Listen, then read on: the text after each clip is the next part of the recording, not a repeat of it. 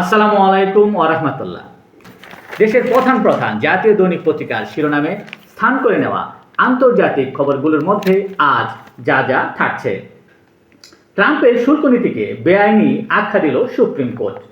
শুল্ক প্রয়োগের বিকল্প পদ্ধতি ব্যবহার করতে হবে বলে জানিয়েছে সুপ্রিম কোর্ট। অন্যদিকে ট্রাম্প বলছেন কিছু বিচারক জাতির জন্যে কলঙ্ক। হামলা চালিয়ে ইরানকে পরমাণু চুক্তিতে বাধ্য করতে চায় যুক্তরাষ্ট্র।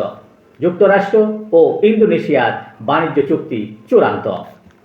বাড়িতে কাঠ পোড়ানোর কারণে দূষণ, যুক্তরাষ্ট্রে বছরে 8,500-এরও বেশি অকাল মৃত্যু। গাজা পুনর্গঠনে বিভিন্ন দেশের $700 কোটি দেওয়ার প্রতিশ্রুতি। ইউরোপীয় ইউনিয়নের বাইরে প্রত্যাবাসন কেন্দ্র নির্মাণে একমত 5 দেশ। জাতিসংঘের $16 কোটি বকেয়া পরিশোধ করল যুক্তরাষ্ট্র।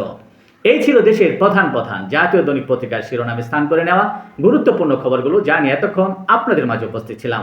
আজকের মতো এখানে, আবারও দেখা হবে আগামীকাল ঠিক একইভাবে। সে পর্যন্ত অবশ্যই সকলেই ভালো থাকবেন, সুস্থ থাকবেন। আসসালামু আলাইকুম ওয়া রাহমাতুল্লাহ।